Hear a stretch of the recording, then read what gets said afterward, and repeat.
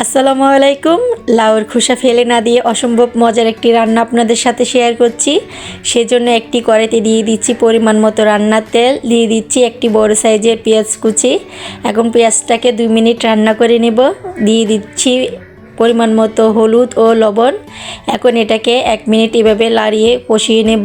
এখন এখানে দিয়ে দিচ্ছি কুচি করা লাউয়ের খোসা, নিয়ে নিয়েছি সিম, গাজর ও আলু। আপনারা চাইলে শুধু আলু আর লাউয়ের খোসা দিয়েও এই রান্নাটা করে নিতে পারেন।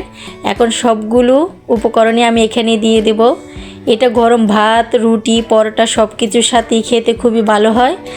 এখন সবগুলো ভালো করে মিশিয়ে আমি 2 মিনিট রান্না করে নেব। চুলার আঁচ লো হিটে রেখে এই ভাজিটাকে রান্না করে নিতে হবে। এখন এটাকে আমি ঢাকা দিয়ে 2-3 মিনিট রান্না করে নেব।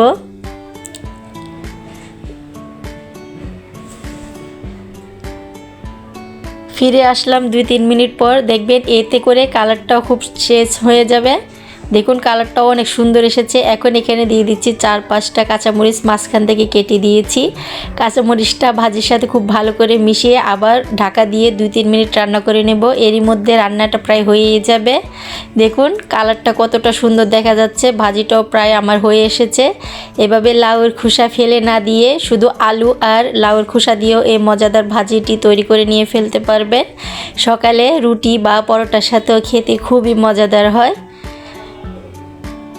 আর এখন বাজারে অনেক লাউ পাওয়া যায়। লাউয়ের খোসা এভাবে অবশ্যই বাসায় একবার ট্রাই করবেন আর বলবেন রান্নাটা কেমন হয়েছে। সবাই অনেক বেশি ভালো থাকবেন।